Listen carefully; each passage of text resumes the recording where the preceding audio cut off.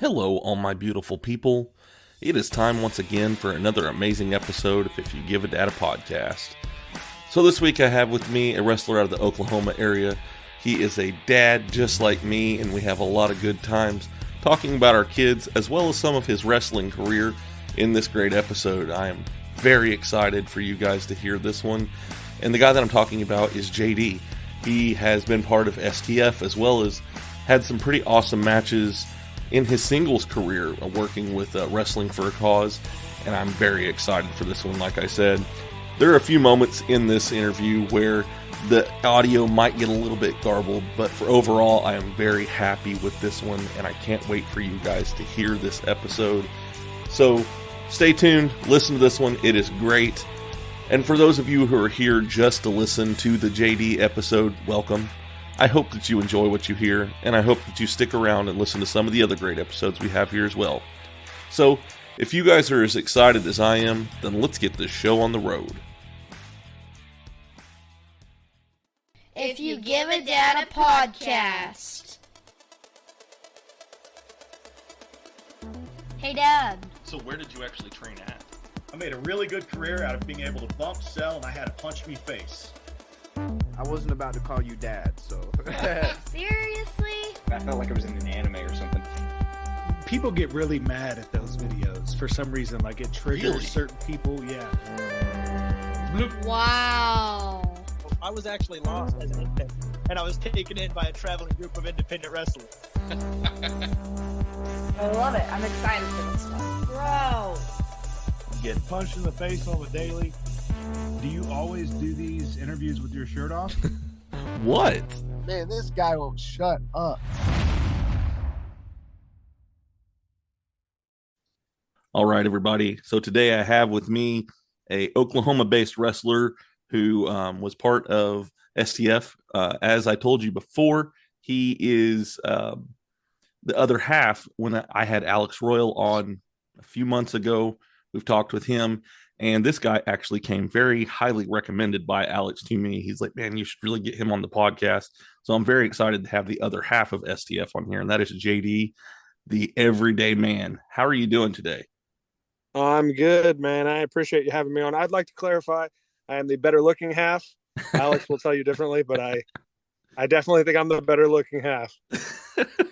All right. He got the brains, I got the beauty. I gotta have something, you know. Right? He's got all the shiny gimmicks and everything. I gotta be something. Oh, that's great. Yeah, he definitely he glams it up. Maybe not glams it up, but he definitely puts the sparkle out there whenever he's doing his stuff, doesn't he? Oh, for sure. He's got all the shine and the gimmicks, and you know, there was a time where we had just split as a tag team, and I was like, it's hard not to be a fan of his. Like he's got everything that I want to do, and then I've just got this everyday man gimmick, and it's one of those things. It's it's shine and everything, and it's nice, and kind of makes you want that. So good for him. Yeah, exactly. There's nothing wrong with being the everyday man, though. It's a lot easier on the wallet. I don't have to buy shiny shoes and nice vest. I can just come out in a pair of jeans, boots, and a freaking button up. Yeah, no, I know he's talked about on his podcast, all the different gear and stuff that he's bought over the years and stuff. So I'm sure he has spent a pretty penny when it comes to that stuff because he has different gear all the time. All the time.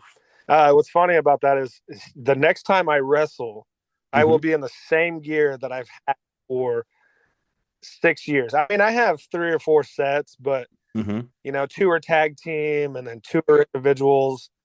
Everyday man gimmick. Right. But I'll wrestle in the same pair that I debuted in as a singles wrestler, 6 years ago. So I don't buy gear very often.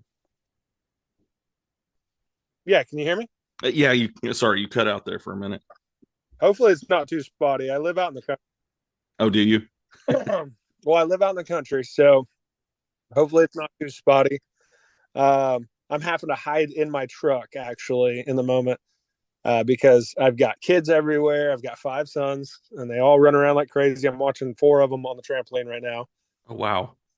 8 ducks and 1 chicken that roam the yard.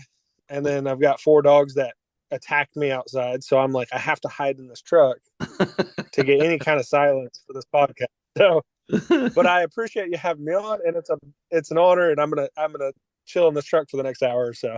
All right, man. 5 boys, man. That's something. I've got a boy and a girl, and they're a handful. So I can just imagine having 5 boys. Oh yeah, they are a handful, but I love it. I wouldn't have it any other way. 5 sons. They range from 12 to 5, and I've got a set of twins in there. Oh wow! And it's just so cool because 2 of them have played football, 2 of them play basketball, and then the smallest one, he's just a little mix of everybody. Right. So it's kind of the best of all the different worlds, and we just keep doing our best. Right That's on. all we can do. For sure. Yeah.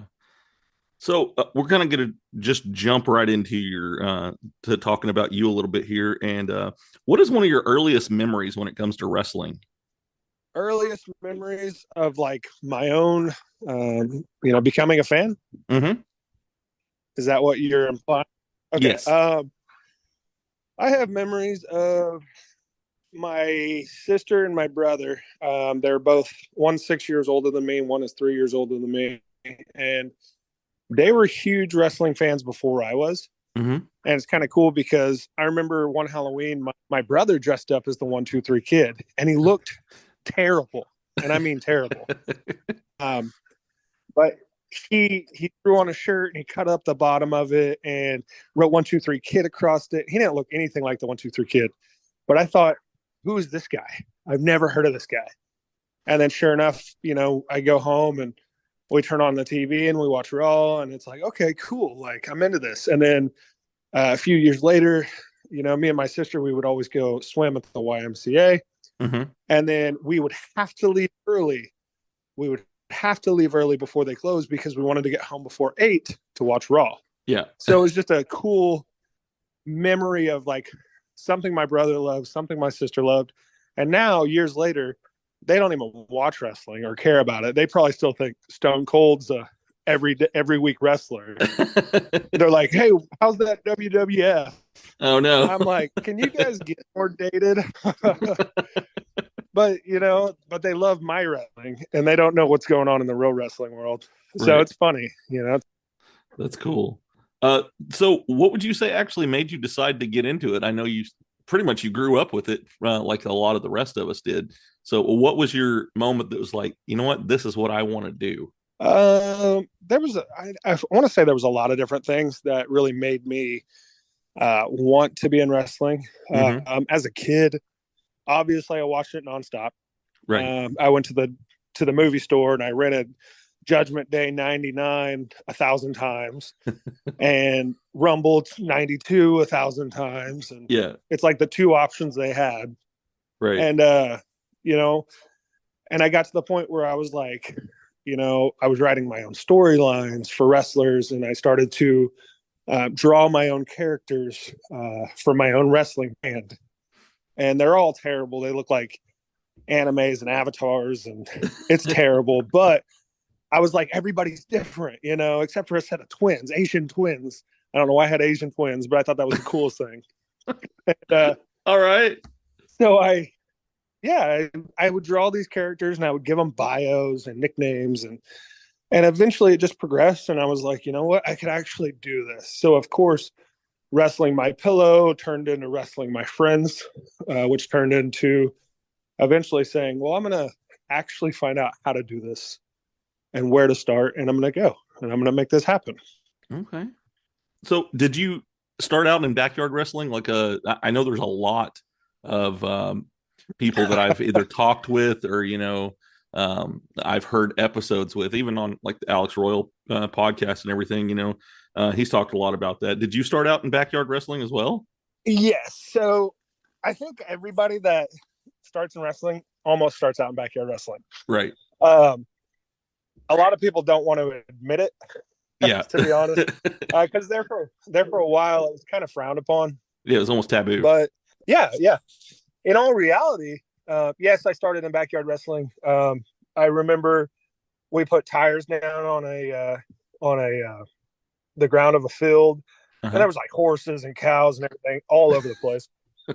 And we put tires down and then plywood. And then my buddy was really, he was like a little architect at the time, and he drove these poles into the ground and he put hose through these. He would drill holes in them and he put water hose all the way through them. And we had 2 ropes. And we started our own entrances, and we took little metal plates and we drilled them into this, this belt. And we had the whole thing. It was really cool. But the weird thing is, we're 17-year-olds, 16, 17-year-olds wrestling with, 12-year-olds and brothers and cousins. And of course it progressed. But we took it seriously, and we had, 2-time champions, and we had music and cameras, and it was very cool. And then it progressed over time, and I started backyard wrestling with Alex Royal and his family, and then obviously it progressed from there. So it's definitely a taboo thing, but I will say I did learn a lot.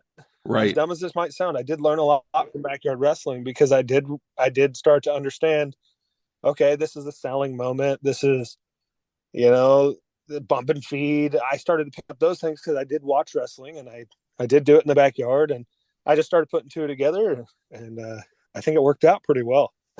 Yeah.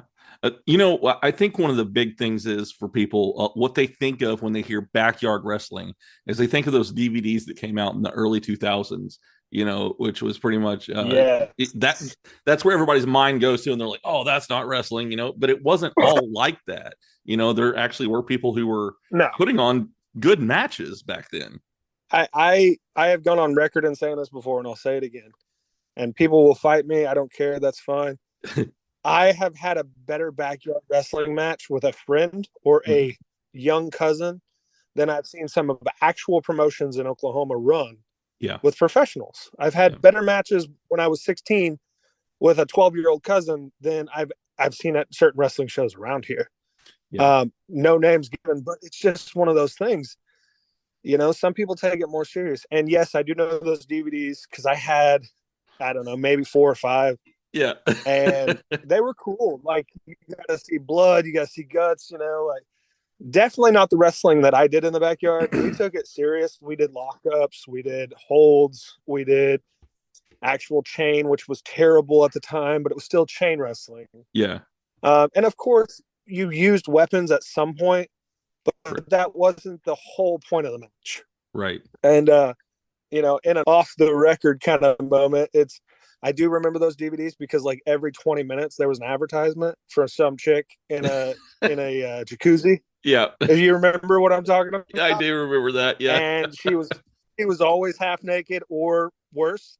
Yep. And being a young kid watching those DVDs, I was sold. So that right there, you're like, okay, all right, yeah. I was like, yeah, I'll buy the next DVD. You're right. Which I think they were VHS at the time, but yeah, I believe that they did start out as VHS, but I just remember, because it was late at night, is a lot of times where you would see the advertisements for it, around the same time that you'd see like the Girls Gone Wild DVDs, on TV. So you knew it was something that maybe you shouldn't watch and everything, but it just made you want to watch all the more. Exactly. Yeah, it was just as taboo as backyard wrestling, know, like. Yep. But that's why we were into it. So.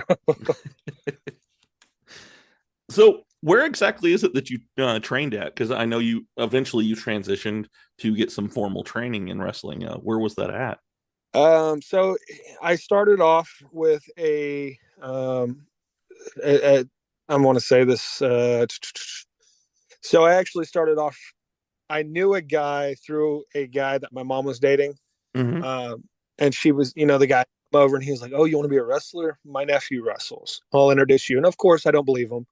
Because at this point, I think wrestlers are all stars. Like, they're the top of the top.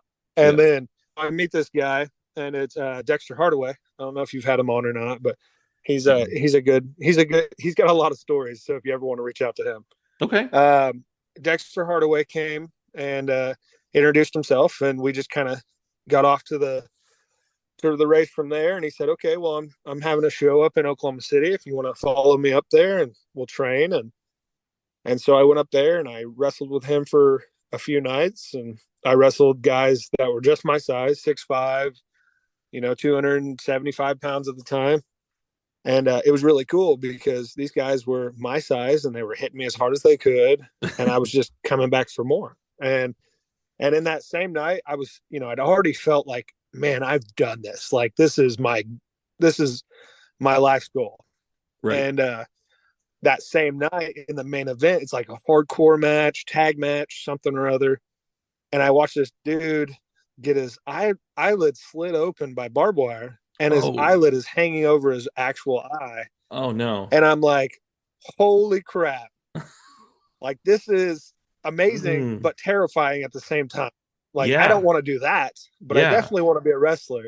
And, and then at the time there was no training facilities. So it was just kind of, you had a trainer, and whenever you could get to a show, you would train. This is where I say, like, I definitely respect Dexter's, because we didn't have wrestling shows very often. And he would come to my house and he would train me in my yard.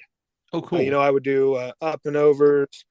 I would do ring positioning. I would mimic the fact that we had ropes. So I was doing like 3 steps, turn, 3 steps, turn. I was respecting the fact that he was taking time out to train me, even though we didn't have a ring. Yeah. And I thought that was cool. Yep. And, I've told this story on other podcasts, but my dad had passed away in July, the same year that I started training. And so he was like my biggest supporter. He was the only one that actually believed if I had my dream set on it, I could do it. Whether that be starring in a movie, being a wrestler, writing a book, comics, whatever the case. Yeah. He believed that if I decided I was going to do it, I could do it. And no one else in my world gave me that kind of support. And so he passed, and I decided, you know what, I'm going to step away from wrestling. I'm not ready to go back, because my last conversation with him, I had said, hey, I met this girl and I started training to be a wrestler. Well, that girl is now my wife, and wrestling's, obviously the love of my life, my career choice. And so it was just kind of defeating. I said, I'll take a break and I'll come back at another time. I took a couple years off, and then I met Alex, and we kind of got together and we decided, like, okay, let's do this. We went to wrestling, and I'm sure he has some of the same stories. We went to wrestling. We trained at a few different places in Oklahoma. We weren't treated great. And I understand there's a difference in, like, how people were brought in, years ago, how people were brought in when we came in, and how kids are brought in today. Right. 10 years ago, 15 years ago, they'd beat the shit out of you. And if you came back, okay, you came back. Right. And then we came in almost a decade ago, and, similar times, but a little bit easier. I don't want to say easier, but there wasn't that mentality of, like, let's just beat them up and see if they're tough. Yeah. But they definitely beat the crap out of us, and that's not really what we had signed up for. We've talked about this before, but their champion is, wearing pajamas to the ring, and he's hungover from the night before. Oh no. And he's telling us to take our shirts off so he can chop the shit out of us. And so it's like, we didn't sign up for this. We want to be treated, like, with a little bit of respect. Right. So we had left. Long story short, we'd come back a few years later, Wrestling for a Cause. It's an Oklahoma-based company. Yes. And we had met Tim Rockwell, and he had said, okay, we'll train you every show. If you just show up and help, we'll train you. And sure enough, it was a monthly, every month, maybe a couple times a month, we would show up, we'd set up the ring, we would do the whole show, we would train the night before, the night after, and we got our training in. And it was really steady, and that was where it really started to pick up, like, this is going to actually happen. And Tim is a great guy too. I've had him on the show, and he has a big heart. He's always there to help people who want help, and so Wrestling for a Cause is a organization that every chance I get, I will advertise for them on my podcast or my page, because I definitely believe in what they are producing. So yeah, Tim's a great guy. Oh yeah. Yeah, Tim's all right. Just kidding. No, Tim's a good dude. WFC, I can't say enough about him, man. I've been doing shows with them for over 8 years, and it's one of the coolest things. I've built relationships with families. I've built relationships with fans through WFC. Yeah. I've shared heartbreak with families. I've held families. I've been able to go to hospitals and visit some of these kids. Yeah. And I have relationships with some of these families to this day that we did shows 6, 7, 8 years ago. And I still have them, on direct message or whatever, on Facebook. And I bump into them in my hometown. It's a really cool deal. And I respect that a lot. And plus on top of that, they put in quality entertainment. You go to some of these other, local feds. And again, it's not talking crap, but WFC has always been able to produce these actual wrestling shows with, 90% of actually good wrestlers. Yeah. And they give the fans their money's worth. And right. It's quality. I've gone to other shows in Oklahoma. Quality. And if anybody knows me, I've gone on record saying this before. I'm a quality over quantity guy. Yes. I'd rather have one good match a month than 4 decent matches. Right. That's why you don't see me wrestle very much. Well, and I know it's probably got to be with having 5 kids and being married and things like that. I know how difficult it is for me to balance having a full-time job and doing this podcast. I can imagine what it's like trying to do that and wrestle at the same time. I'm sure that is a very delicate balance that you have to keep. It is a struggle for sure. Some of my favorite memories are wrestling shows. Because over the years, my kids have grown up in wrestling. Right. Like my oldest is 12. When I was started wrestling, he was 4. Okay. Whenever me and Alex split, we had just found out we were pregnant with our last child, our 5-year-old. Okay. And the guy that was making my t-shirt and all my gimmicks, he put 4 stars on my gear. And I had told him, I said, hey, I'm going to need you to add a 5th star. And he was like, really? You're pregnant? And I'm like, yeah, add a 5th star because we're about to have another one. That's cool. And it was kind of funny because he's the first person to know. Like Alex didn't know. A lot of fans, some of our closest wrestling friends didn't know. Right. But the guy who was making our designs, which also is a, backstage help, and a good friend, but he was the first one to know, is like, hey, make sure to add a 5th star because we've got one more coming. That's cool. So it's a very cool thing, but it is hard. And I know other families do it. And I know there's a lot of people that do it. Right. But for me, I have 5, I've got 5 kids. I've got a wife who, isn't always a wrestling fan. Yeah. She hates watching me go through it. Especially to this day, I've got a bad knee and I've got a bad back, and she hates it, absolutely hates it. But she knows I love it, so she supports me the best she can. Right. And my kids love it, except for one, my 10-year-old. He doesn't like watching me wrestle anymore. Really? Because he doesn't want me to get hurt. That makes sense. Yeah. He was a mega fan, and then I broke my leg in the ring, and ever since that day, he's like, I'll skip your show. I'll stay home with mom. He doesn't want to watch me go through it. And, right. And I respect that because, he's my little football player. And I'll say this, he's good. Yeah. Everybody that watches him pulls me aside and says, your kid's a true football player. Yeah. He's smart. He hits harder than anybody else. And he's one of the smallest kids on the team. Okay. But when I watch him play, I'm that same way. Like he hits somebody as hard as he can and he gets up and they stumble up, Yeah. I'm still worried about him. And, but he's a tough kid. He's like me, so that worked. Sometimes our kids are a little bit more resilient than what we know, especially when it comes to stuff like that. And I know what it's like you still worry about them, even though you know that they're tough and everything. I've seen that a few times with my own kids. So yeah, I totally get that. That's the one thing in the world, like, and I know you'll understand what I'm saying. That's the one thing in life that's hard to deal with is your kids, is because Yep.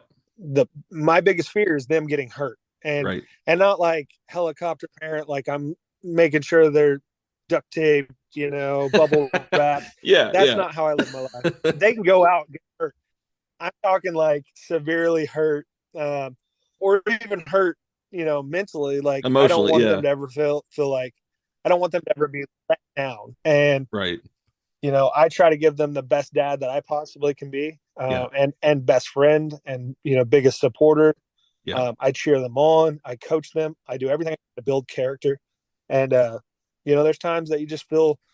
I go to bed at night some nights, so I'm like, man, I wish I could do more. And I still am already doing so much, and like, I just want them to know that I'm there for them and support them. So I know it's like a little random Oh, no. off the script there, but Man, I love as that. a I'm the same father, way. that's Yeah. where- Yep. I am exactly the same way.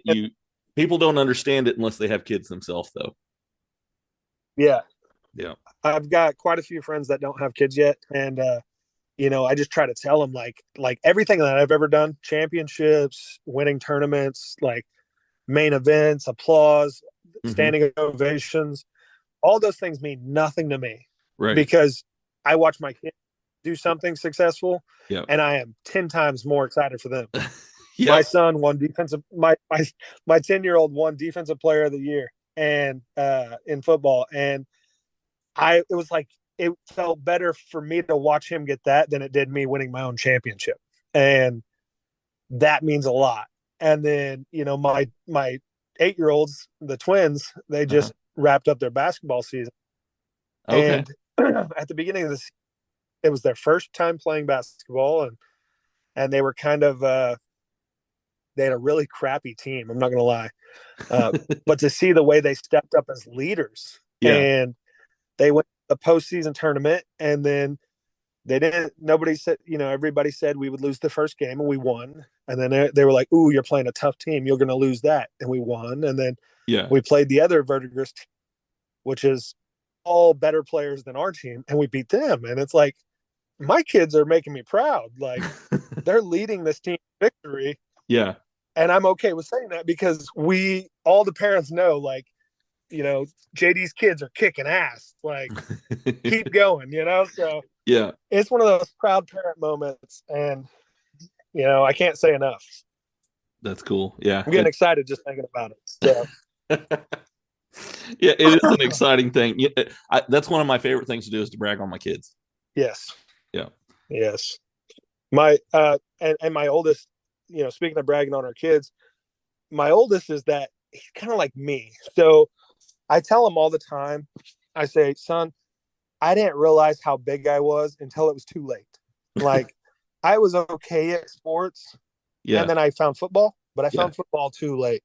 If I would have fine-tuned everything, got into football, I could be in, I could have gone to college, and gone from there. You never know. Right. And then same with wrestling, like, I knew I was big, but I didn't come in and wrestle big man style. I wrestled more of a smaller guy style, which makes me look a little weaker. I tell them all the time, I'm like, you got to understand, you're good at a lot of things. Your size, your ability, you need to understand those things now. Yeah. Because when you're going, like, he's just like I was, where like he's really, really creative on like these editing apps, and he makes all these football edits, and these cool wrestling edits, and he does all these really cool effects. And I'm like, dude, you could be in Hollywood one day. You could be working for WWE, putting together these video packages for ESPN, working together on these. And he doesn't understand that, but I'm telling him the truth. Like, if you want to do this, you can do this. Like, just believe in yourself. Yep. And of course, his big flex is like Ben DiNucci, the former backup Dallas Cowboy player, current Seattle Sea Dragons quarterback. Okay. Follows him on TikTok. And so he's like, that's his big flex. He's like, my friend DiNucci, like, but he puts all these the football together, and I guess Ben DiNucci saw him and liked it and followed him, and so it was really cool. And that is really cool. I'll post something on Facebook and I'll get 6 likes, and then he'll post something on TikTok and he'll get 10,000 likes, and I'm like, dude, like, you're doing something right. Right. Yeah. Dad doesn't know what he's doing. Oh man, I love it because my kids are that way, but it's in I have very musically inclined children. I've got one that's about to start in band. I've got a daughter that's in choir. We're actually going to the Capitol on Thursday, and she's going to be singing. So it's you can hear the smile in your voice when you're talking about your kids, and I can relate to that so well. No, that's like you said, that's my favorite thing to do is brag on the kids and just show them how good they can be. And I do that with other people's kids too. Like, yeah, I love other people's kids. I try to boost their confidence, and I tell my kids all the time, I say, do as much as you can at this age, because there's going to be a day where it's all over and you turn into an adult. And if you're not doing as much as you can, well, guess what? What's the one option you have is probably a job, a 40-hour-a-week job. And then you get into debt and you get into bills. That's where I'm at. Yep. But I don't want you to live that life. I want you to reach for the sky as much as possible. Exactly. I tell my kids that all the time, So yeah, no, totally. So do you have any other hobbies that you like to do? I am how would you say?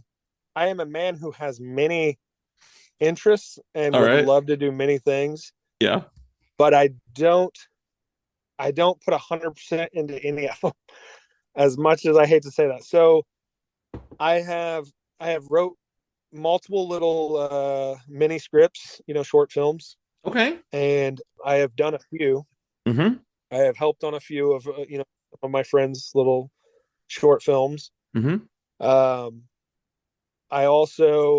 I do a lot of different drawing, and I try to do like some painting and drawing, and I've done some really cool artwork in the past, much of which I've sold or given away to other wrestlers or fans. And I wish I could do that kind of stuff more. I wish I could invest just a little bit more time into doing those things. Yeah. Because again, with, time and repetition, you become better at it. Right. So some of these drawings I've done of, fellow wrestlers in the past, I wish I could continue to do those things and get a little bit better and better. Mm-hmm. And like I said about my oldest son, he does edits, video editing, and he's kind of showed me a few things. So of course I've dabbled in that with him. Okay. I don't know. I'm a, like I said, I'm a man who has many interests, but I don't have a lot of time to do any of them. Yeah. And also I don't believe enough that I start to put 100% behind one. I got you. Besides wrestling and family. Yep. Cause I work full time. I come home. I immediately take care of the animals. We've got basically a little tiny farm out here. Ducks, pigs, dogs, cats, kids, each other. Yep. And whatever else runs up here on the property, I guess. And then of course I'm involved in their schooling, and I help coach and everything I can do to support them and to support my wife and make things easier on her. So other than that, I mean, I'm not good at music. I wish I was. I've always said that if I had a different calling other than wrestling, mm-hmm. I would love to be a musician, country, rock, one of those. Okay. And I would just be up on stage as possible, but I don't have the voice for it. So, well, I mean, there's a whole bunch of them that, don't really have the voice, but they got the entertainer side of it down pat. This is true. Well, I don't know if I have that much either. I tend to get up in front of people I don't know. Like when I'm in wrestling mode, yeah, like I'm stressed a lot in the backstage area. I'm play it cool, and a lot of the times I'm good. But I definitely, it weighs on me. Like, okay, I'm about to go out. But then the moment I step in Gorilla and I'm standing there, yeah, it's like none of that matters anymore. Right. All my stresses go away, and most confident person there is. Yeah. And, but you know, then if I give a speech at a wedding, I have no idea how to talk in front of people. I did my brother-in-law's best man speech, and I'm like fumbling for words, and I'm like, I don't even know what I'm supposed to say, and everybody else wrote stuff down, like reading from their phones, and I'm up there like open mic, just like, hey, so she's pretty, he's not. Wasn't very good. Well, you know, I mean, it's different, you know, you're in a different mindset, I guess you could say. Oh yeah, for sure. So we're going to kind of go back into some of your wrestling and stuff here for a minute. I kind of want to ask you a few questions on that. Who would you say is probably one of your favorite people to wrestle? So favorite people to wrestle, I have to say my favorite guy to wrestle would be Sam Stackhouse. Mm-hmm. He's picked up a lot of steam lately. He's like wrestling for GCW, and yep, he's become real big in Texas. He and I just gel well together. Right. He's 500 pounds or 400 something pounds. He's always been the big guy. I like wrestling big guys because I can kind of have the small guy mentality. I can do some of the fancy stuff, and I can do some of the more acrobatic stuff. But me and Sam, we always just gelled really well. And he never ever made me feel like I didn't know what I was doing. Yeah. I'd say, hey, I want to do this tonight, and he'd be like, that's a great idea. And it turns out it was a great idea. The fans popped, and I remember it was my first singles match, and I believe Alex was injured or out of town. I don't remember which. And I took a booking in this little old fire station of a company in Oklahoma, and it was terrible. It was a terrible place, but it has a lot of good memories. And I showed up, and I was like, okay, who am I wrestling? And they said, ooh, you're going to wrestle that cameraman. And I was like, damn it, why'd I come here for that? And I was brand spanking new. Yeah. And Sam walks up, and he's like, who you wrestling? And I said, oh, cameraman over there. And he goes, no. And he walked up to the booker, and he's like, hey, I'm wrestling JD. And oh, cool. I was like, holy crap, like awesome. And he was like, you got any ideas? And I was like, I got a couple. And then by the end of our match, like I was walking backstage, and everybody was pulling me aside, and they were like, you guys just stole the show. You just tore the house down. And I'm like, this is my first match, singles match. And I wrestled a guy that has all this name value, and I beat him. And I'm like, this is awesome. So yeah, Sam Stackhouse, hands down. We can do the comedy bit, we can do the serious bit, and we can just trade blows. The one thing I asked him not to do is punch me, because he did not throw good punches. Yeah. And he had almost knocked me out a couple times. And he knew that too. Yeah. He told me in the back, he's like, I'm not good at punches. I'll just let you know that. I was like, dude, you almost knocked me out twice. Like, don't punch me anymore.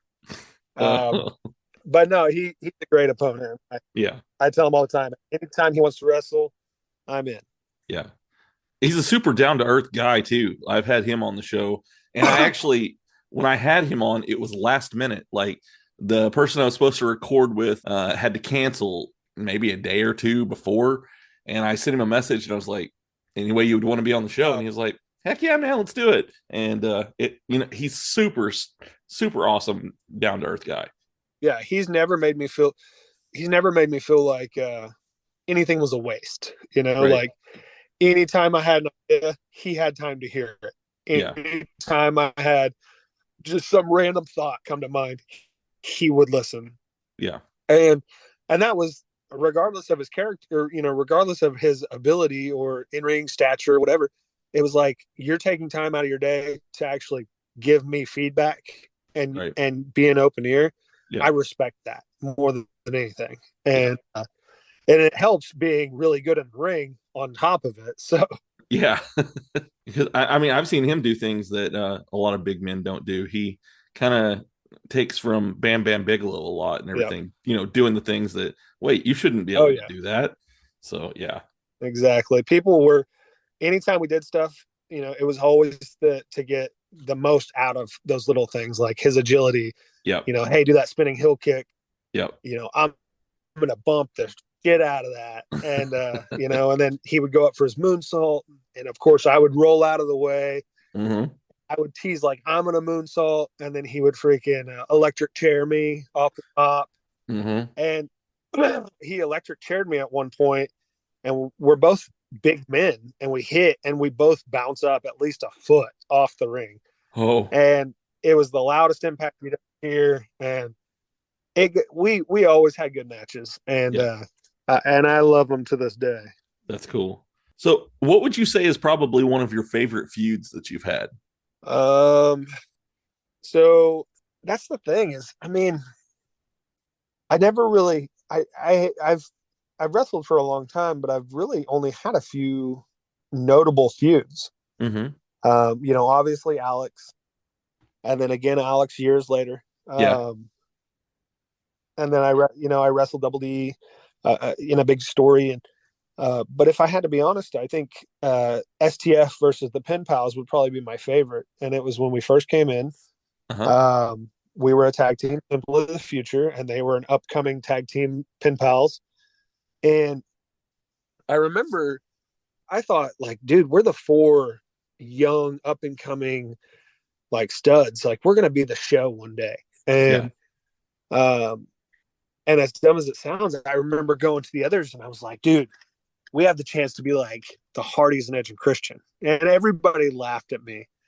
And I was like, no, for real. Like, we're mid-card right now. We're like opening the show. But one of these days, we're going to main event. And we're going to be the two best tag teams there is. Yeah. And sure enough, we won the tag titles. And we started this feud with them. And, like our first match, they were like, hey, you got 12 minutes. Psych, you got 8 minutes. Hey, we got 6 minutes. And we still had a really good match. And then, a few months later, we have more story and more build. And by the end of it, we're main eventing shows. And I was like, hey, remember when I said we were going to be the stars? Like, people are coming to us and saying, you guys had the best match on the card. Like, you guys are having the best tag matches we've seen in a long time, if ever. Yeah. And, in this area. And I'm eating it up because I'm like, I told you guys, this is where we could be. You find me corny, but I was right. So Pen Pals and STF, some of those matches are on YouTube. If you ever get bored and you want to check them out, they're probably terrible now, but in the time, like, they were really good. The four of us really fed off each other really well. Mm-hmm. And we did title swaps. They beat us for the titles. Months later, we were turning to babyface, and they were like, "Why don't you guys beat us? Beat us fair and square." And so, of course, we beat them fair and square, and it showed like, hey, we can be good guys too. So right. It was a cool story. That is cool. So how does it feel to actually be tagging again? Because I know that y'all haven't actually tagged as STF until, was it this last year is the first time that y'all did that in quite a while? Yeah. So in April of last year was the first time that we'd come back together as a tag team in a long time. Yeah. And the first time that we had come back together as a tag team in WFC, period. Okay. Which was really cool because when you think about independent wrestling in this area, especially, like, if two guys turned on each other in this company, well, then the next night, 15 minutes down the road, they're tag team partners again for a different company. And right. Me and Alex, we never looked at it like that. Like, if we split, we're splitting. Yeah. Like, completely. Yeah. And we wanted to be real. We wanted it to be as real as possible. And so we didn't like each other's stuff on Facebook. We didn't comment to each other. We almost like deleted each other out of each other's lives after we split. Oh, wow. Anytime we were around each other at a locker room, we stood apart. We would pass each other in the hallways. We would always give each other looks and talk our smack. Because that's the way it goes, is all too often, like, these two guys split and they break up or they turn on each other, and then they're still riding together to the shows. Right. They're still best friends. They're still sitting with each other in the back. You know, they're going out back smoking together. Yeah. And fans see that. Right. And me and Alex, we really wanted to portray something different. And so we split, and we never tagged anywhere else for years. Yeah. And then we finally tagged at an OKX event, which was our little brainchild. Mm-hmm. And but we had never tagged again at WFC. And then 5, maybe almost 6 years later, we finally come back together for one night.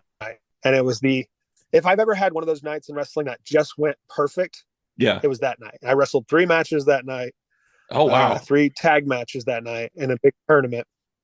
And everything felt right. The fans, they were 100% STF. The promoter, the tag teams that that we had looked up to were coming to us, excited to work with us. And it was a really cool deal. And I left that tournament a year ago in April. I left that tournament, and I had told Alex, I said, if I never wrestle again, I'm 100% satisfied, because tonight went so well. Everything was perfect. Yeah. And we've tagged a few times since, and it's always been awesome, but that night just holds a special place in my heart. So that's cool. Yeah. So something you said a minute ago, much respect for that.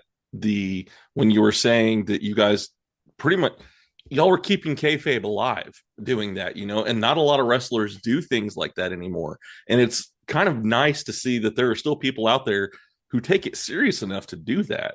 No, yeah, I appreciate people noticing that. And it's one of those things that, I'm trying to think of how to put it out. It's one of those things like, yes, we were still friends. Yes, we still talked all the time. We still There's a mutual understanding. But we tried not to make it. Yeah, we tried not to make it a visual aid. Right. We tried not to take a lot of pictures.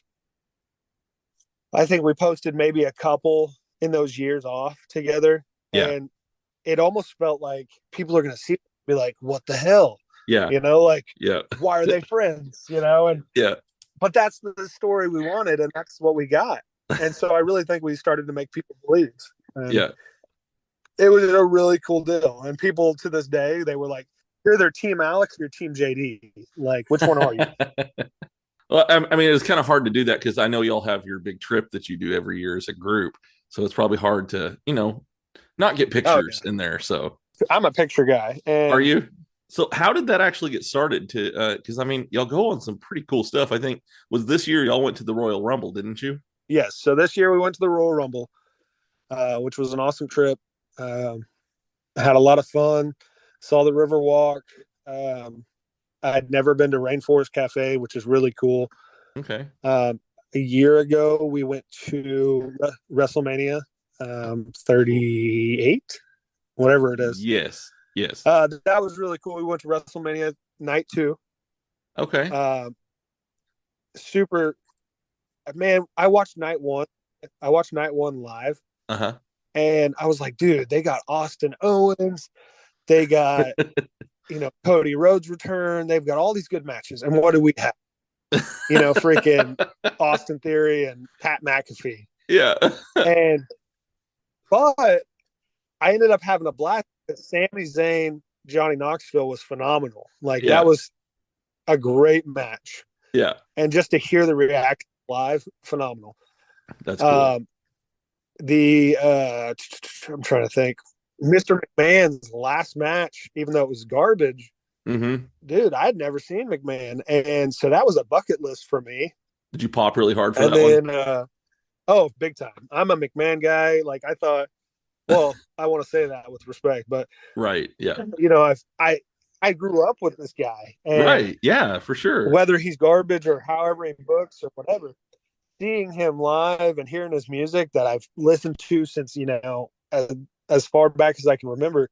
Yeah. Dude, I popped hard. And I was like, oh my God. And then of course he wrestles and I'm popping even harder. And I'm a kid, and I'm a kid, I'm a grown kid just having a ball. and Yeah. it's a phenomenal time. And it was just a good time all around. And we've had some really good trips, and it's one of my favorite things that we do. That's cool. And I'm a destination guy, Yeah. or I'm a trip guy. Yeah. So it doesn't matter where we're going, but the time that we spend going there is the best part of the trip. Yes. Yeah. I laugh so much on those trips, and we tell stories, and it's just a good time. Yeah. And then, of course, we eat way too much junk food, which is terrible. But I'm the everyday man. I do what I want. Exactly. So, would you say that you have a favorite match? I do. Okay. I would have to say myself versus John Cross, UWE main event. It was his second match back out of retirement. Mm-hmm. And if you know John Cross, or if you've ever heard of him, he's single-handedly the best Oklahoma wrestler of all time. Okay. And he's just got the it factor. He's everything you want in a professional wrestler and more. He's got the look, he's got the style, he's got the charisma. Yeah. He's kind of an asshole outside of the ring, or at least he was. And he did not like people, but damn, was he good at his craft. And Alex was actually feuding with him for the title, and I was kind of Alex's right-hand man. And so, of course, he books me in a match against John, and and I'm super excited. This is the one big fish that I've never wrestled in my entire existence, and this is the one match I've wanted. Yeah. And 3 minutes in, so I go out there and I'm all hyped, and he's talking to smack, and I'm just like soaking it up, and I'm ready. And about 3 minutes in, we trade our holds, and we do some stuff, and he shoots me off the ropes. And as I'm coming off, he rolls and he drop kicks my leg. A move he's done 1,000 times, right? Yeah. But my leg snaps. Oh. So he kicks me in the knee, and my knee bends backwards, and he breaks my leg on the spot. Mm. And I immediately dropped face forward, and I rolled in my back, and I'm grabbing my knee, and I know something's wrong. Mm-hmm. I can just feel it. I heard a pop. I heard something snap. And then out of nowhere, two big boots are coming to kick me in the side of the face. Oh. So I take the drop kick to the face, and I roll out. Yeah. And this was the match that I was so excited for. And like, I have all of my family there. All of my friends are there. Like, main event, packed house. Yeah. Like, this was awesome. Yeah. And 3 minutes in, I get drop kicked in the leg, and I can no longer put weight on my leg. Oh no. And the ref rolls out, and he's like, "What's going on?" And I go, "I think I broke my knee." And I said my knee at the time, thinking you can break your knee, I guess, but I mean, technically you can break it. Yeah. I broke my knee. And yeah. But I was like, it was my leg. And of course, the first thing that comes to my mind is, oh, I broke my knee. And so I'm out there on the floor, and I'm grabbing it, and I'm in pain, and I'm screaming. And if you go on my Facebook and you search, you can find the pictures, and my knee is completely backwards, and Ooh. it's like an arrow pointing the opposite way. Yeah. And he's like, "Do you want to continue?" I'm like, F yeah. And I kind of push him out of the way, and Yeah. I start working my way back up, and John's coming up, and he goes, "You good?" And I said, "Yeah, I'm fine." And we continue to wrestle back and forth for 30 more minutes. And oh wow.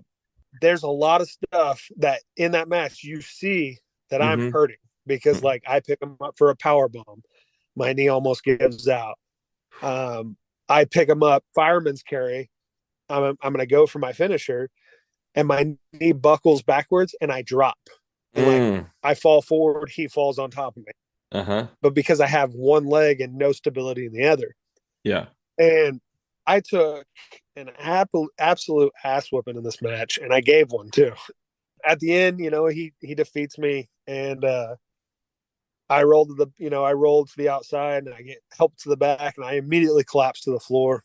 Everyone's coming to me, and they're all like, "Dude, that was great. That was great. You okay? You okay?" And I'm just like, "Oh man, I appreciate it. I loved it. Thank you. Thanks for the chance." Yeah. While I'm on my back, I'm laying on the floor, and the promoter's over me like, maybe the best match we've ever had. And I'm like, well, you're blowing smoke up my ass, but thank you. But it really was I could easily say it was at least top 10 matches of all time, you know? Okay. And of course, John comes back through and he says whatever. And he gave me a lot of props. And yeah. And then the next, my wife's like, what do we need to do? And I'm like, nothing. I'll be fine. I'll drive home. I'll drive home. And so I drive us the hour home. And, I pass all the hospitals on the way home. And she's like, are you sure you don't need to go to the hospital? And I'm like, no, I'm fine. I feel fine. No, I'm not fine at the same time. I'm telling myself that. And my leg still barely works. And we have 3 steps to our front porch. Uh-huh. And I get home and I walk slowly up all 3. And I get to the bedroom and I collapse on the bed. And my wife's like, are you okay? And I go, no, we need to go to the hospital. Stupidest thing ever. It took 3 steps and me getting into my bed for me to realize, no, I need to go to the hospital. I broke something. Oh, wow. And we turn around and we go back to the hospital and they take x-rays and everything. And they're like, oh, yeah, you broke your whatever. I can't remember at the time. They're like, oh, you broke this, you broke that, and you tore this. So I'm like, yay. Yeah. The best match I've ever had. I broke my leg 3 minutes into it. And so, of course, I announced, like, hey, I'm going to be taking time off to heal. I was a champion in WFC, so I had to relinquish that. Yeah. And I said my goodbyes, whatever. And I had so much feedback, and I appreciate all the good comments. People were like, dude, you have heart. Like, it made me feel like if I had to pick a moment in my career, that means a lot to me. Breaking my leg and then people telling me like, dude, if I would have broke my leg, I'd have been done.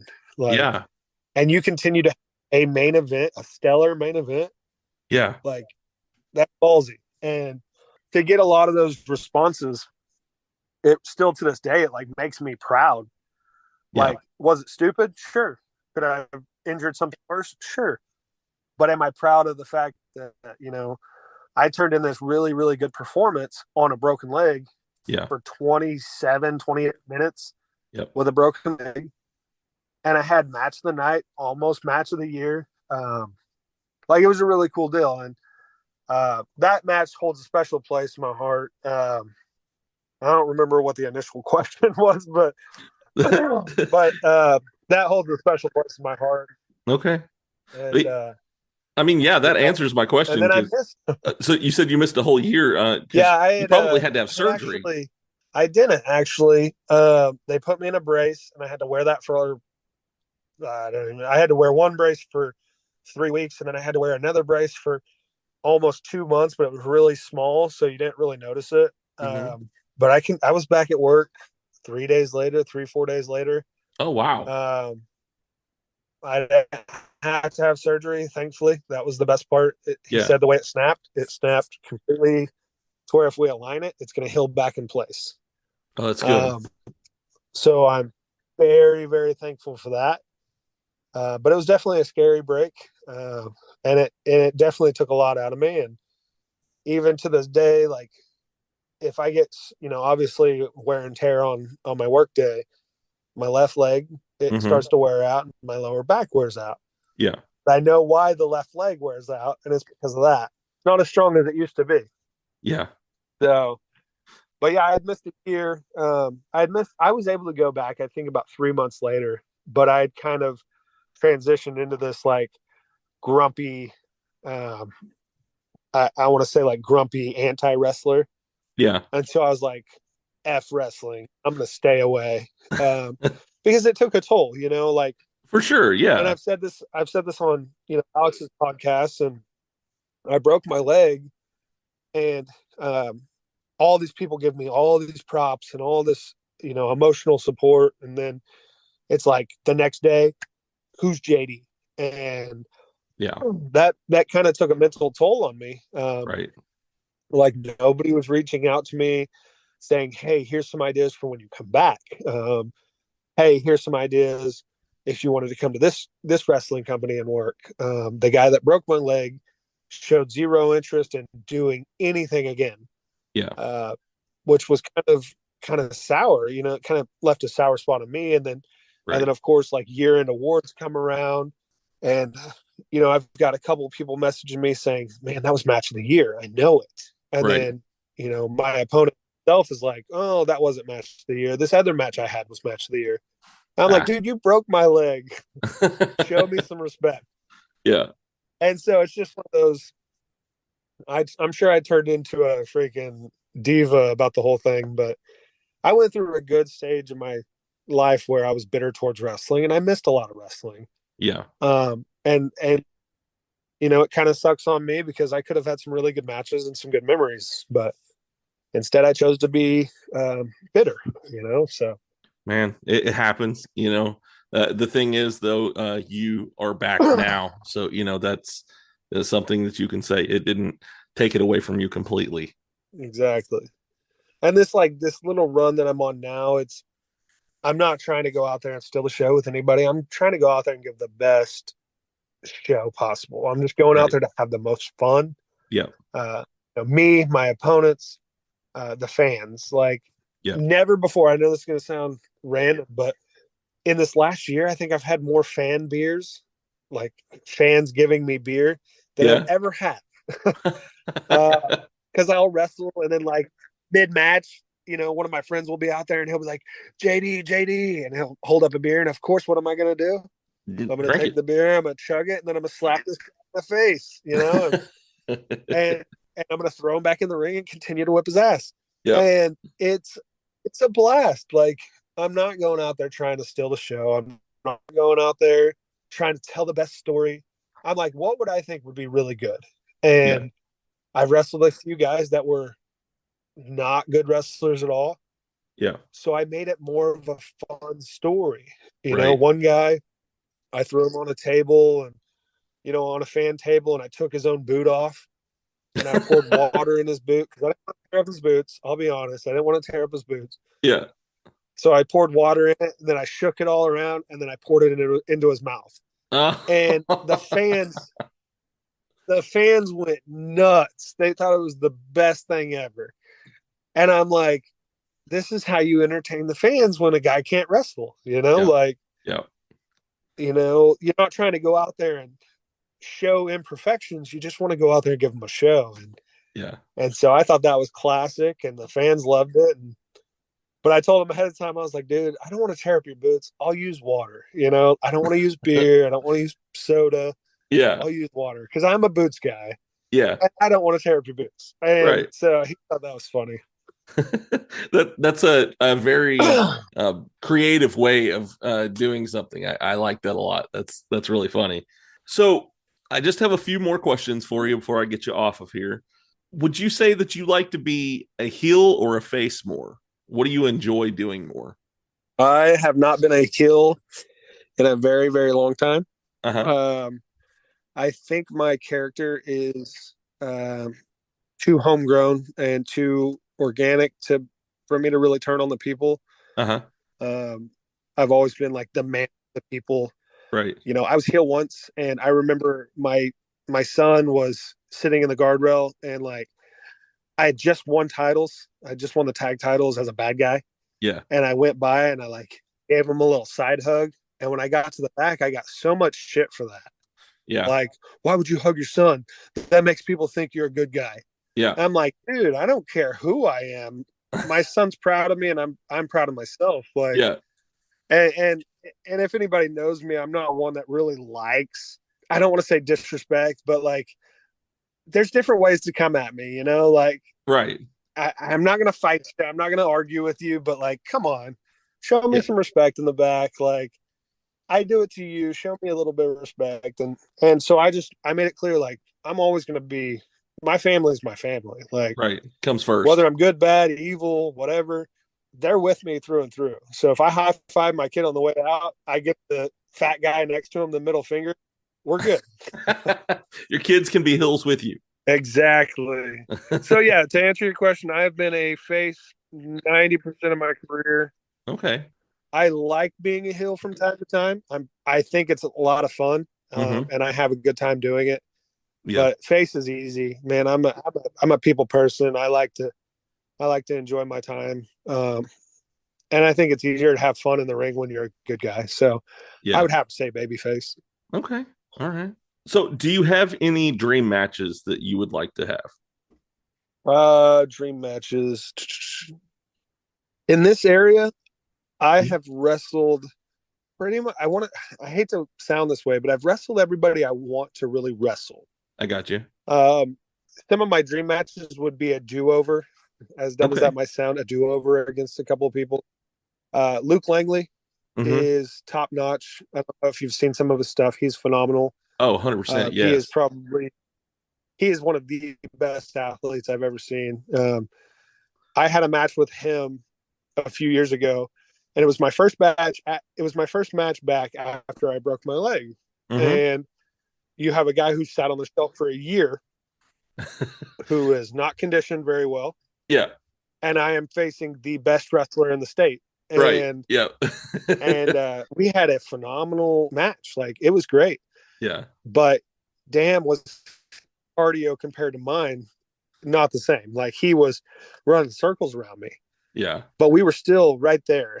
One heck of a match. And so he would definitely be on my list. I would love to run things back with him in a better condition and give him the match that he deserves to have. And then, of course, John Cross, the guy that broke my leg. Yeah.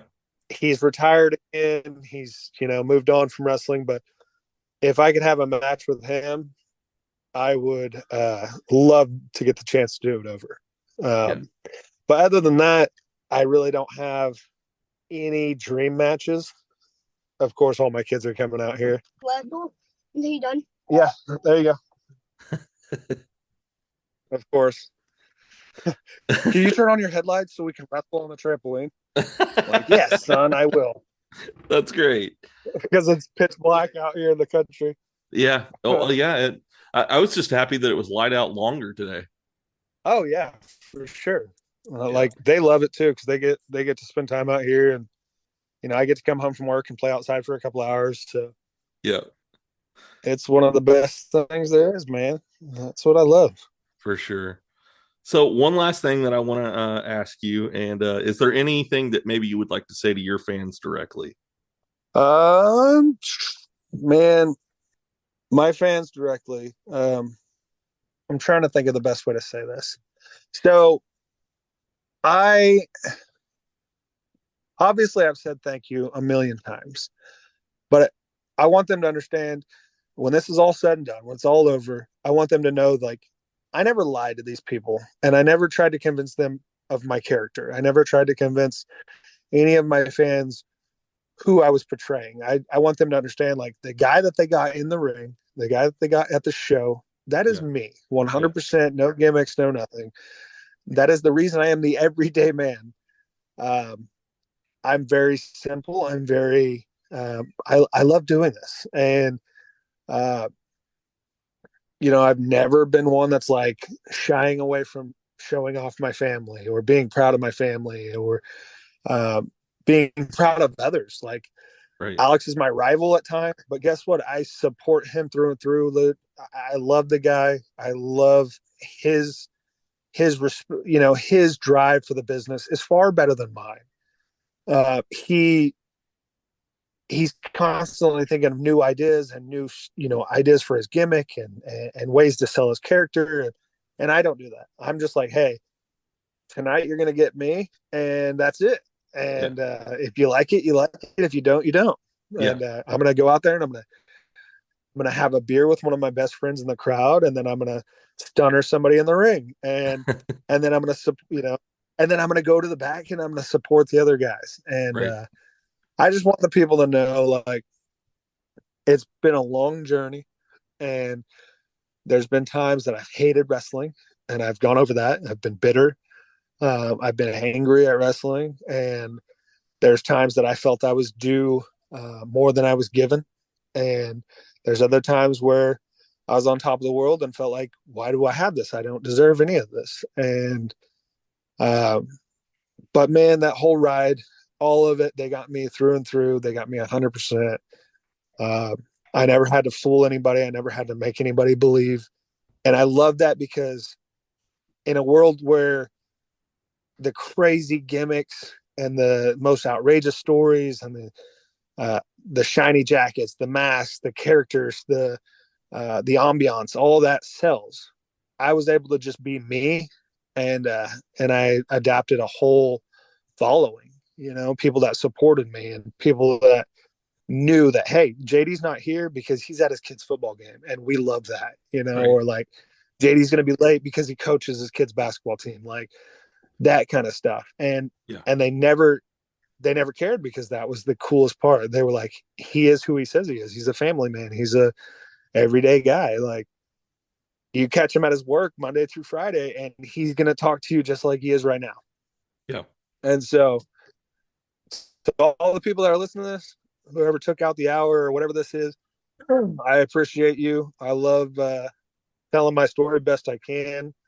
There's a lot of stories I have. Anybody can always message me. Anybody can always pull me aside, and I will tell them anything from my career. I'm an open book. I just love it, man. This is one hell of a ride. It's coming towards the end, and I know that, and I'm okay with that. It's time to, I've said this before, but, kind of like I touched on earlier, it's time to start putting my kids' careers ahead of mine. Yeah. Because they're getting older, and they're starting to develop, leadership on the basketball court, leadership on the football field, leadership in school. And it's like, I want them to know I'm their biggest fan, and kind of swap roles. Like, now it's my turn to cheer you on from the crowd and push you as far as you can go up the ladder. So yeah, I'm excited. Awesome.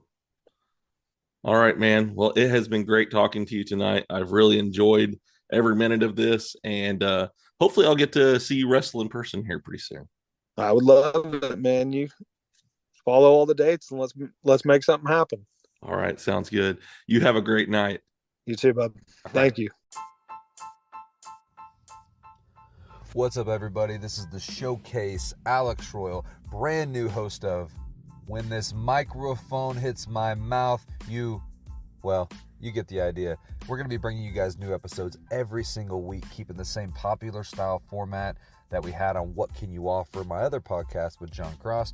Be sure to check that one out, because every once in a while you might see another special episode, and you never know, John might cameo on this one every once in a while. But we're going to bring you unique perspectives on all things Oklahoma wrestling, pop culture, entertainment, podcast, and really, honestly, just anything that pops up. We're just going to have a free-for-all, have conversations, have guests, and have a grand old time. So be sure to check us out every single week. The goal is to have a new episode drop every single Friday, so you, yourself, your friends, and everybody else listening to this right here can check us out. Be sure to check back.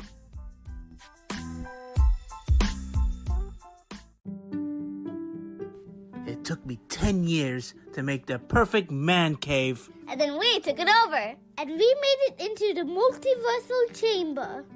Then I started my own podcast. And we took that over too. And we're the co-hosts, the Multiverse Kids. Yeah, and I'm the dad, the geeky dad. And every week, we what? We review the movies, shows, and books, games, and toys. Yeah, and sometimes we even have a special guest. So, join us every week on the Geeky Dad Podcast. We are Talking with Words, and we are checking out every movie, every book, every video game, every TV show that we can get our hands on. Welcome back to Talking with Words. Sorry about your eardrums. You're here with Rob, Sally, Cameron, Ryan, and David. Man, that fucking delay kills it, doesn't it? This is going to be fun in the edit room. You should let him go first. So how well do you know your favorite movie? How much hate do you have for your most hated movie? Because we can definitely help with that. I'll buy you a drink. You don't have to flirt. So tonight we're going to watch Memento. Hey, we're going to watch Nope. And we're going to watch the new Thor movie. You know this is also called The Big Salad? Maybe she had ribs like Matt Houston. They're just made of jelly. I was thinking the same. You're so fragile. You touch them and they just snap. Russell Crowe, when he comes down to address Thor, his little stop and pause, and he lifts his his skirt up and walks down. Yeah, he prances down the stairs. It was so He good. has not aged well. Come nerd out with us at Talking with Words, anywhere that you listen to podcasts. Yow! Charlie, take it away. Are we recording? All right, everybody. I hope that you enjoyed that episode with JD. He was a lot of fun to talk to, and I think he had some really cool stories that I enjoyed hearing from him, and I can't wait to actually bring him back on the show. I've talked to him a little more since then, and he's just a really awesome guy, and I can't wait to see what happens next with this guy. So I've got some pretty cool episodes that are coming up that I think you guys are really going to enjoy over the next few weeks. Next week, I'm recording with two people. The first one will be Drew Smith. He is a country music singer and songwriter as well. He has actually wrote songs that have been sang by Randy Houser. For my country music fans, you'll know who that is. He's pretty popular. And then also he has toured with Merle Haggard. So this one's going to be pretty cool. My mom, her favorite country music singer was Merle Haggard. And so, I'm sure that she's going to enjoy hearing this as well. But I'm very excited to have him on and talk to him about his career. I've listened to some of his music, and I've let my wife listen to it, and we're both big fans of what we hear. It's that style that we like when it comes to our country music. So go out there and look him up before he comes on. His name is Drew Smith. He is on Spotify. So, go and look his music up.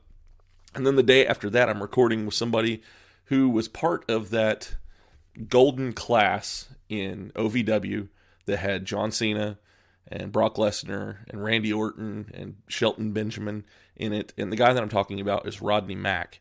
He was a wrestler in WWE for years. He tag teamed with Shelton Benjamin, and he tag teamed with Mark Henry and different people. And he actually wrestles in NWA.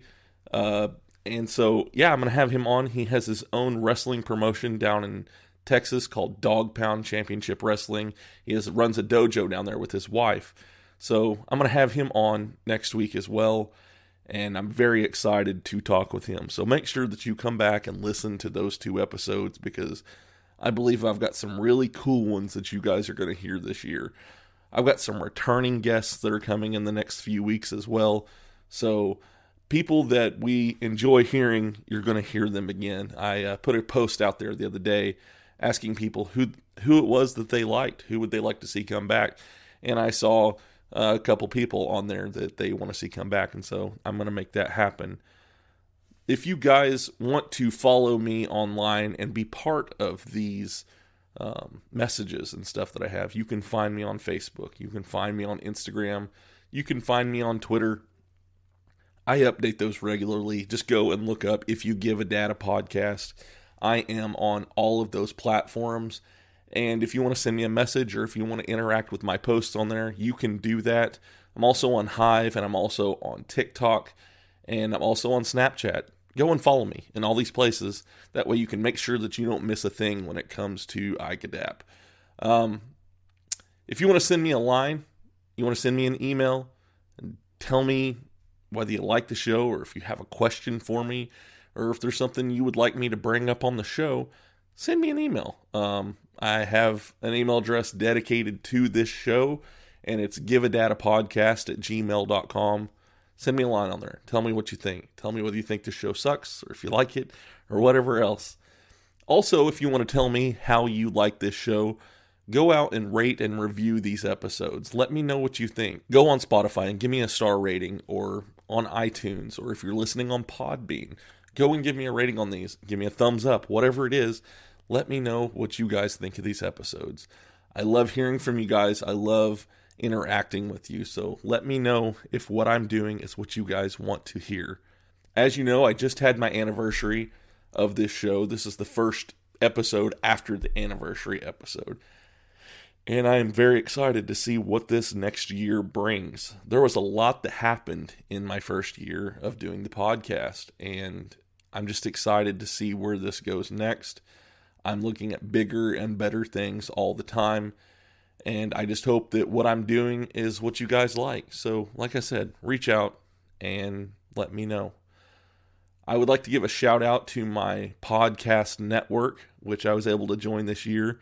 Funny story with that. The guy who invited me to it said he heard about me from a guy in Buffalo, New York. And so I guess I have listeners in the Buffalo, New York area. So hello, and thank you for spreading the word about my podcast. I really do appreciate that. And I hope that you guys are all enjoying it. And since then, I've been able to be a part of this podcast network, and it's called the OIW Podcast Network.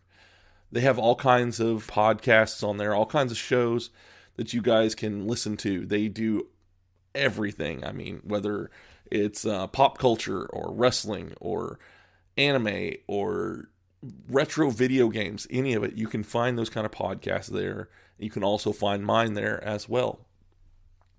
I also want to give a shout out to D-Cure for making my ending theme song for this show.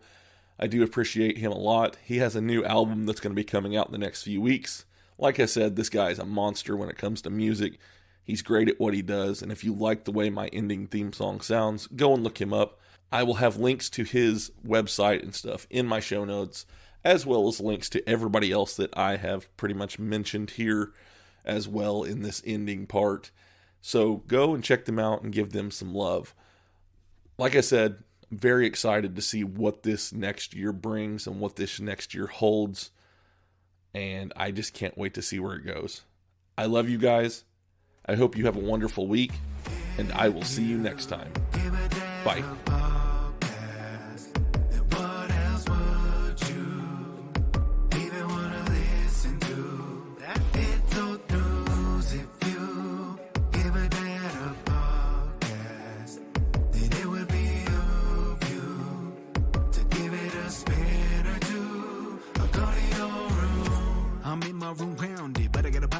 On. He calls us beautiful people, then tells us who we have on. The best part of my day, the world blocked out in my pods. Tell my friends all about it so that they follow along. And the host is kinda nerdy, but guess what, I am as well. I don't feel so alone, and I began walking out of my shell. Heard a story, I need a connection I haven't felt. I'll be looking for the next one, till then farewell. It's the podcast for me. Have it on, better go see. Listen closely, download and tune in remotely. It's the podcast for me. Have it on, better go see. And listen closely, download and tune in remotely. This podcast is part of the OIW Podcasting Network.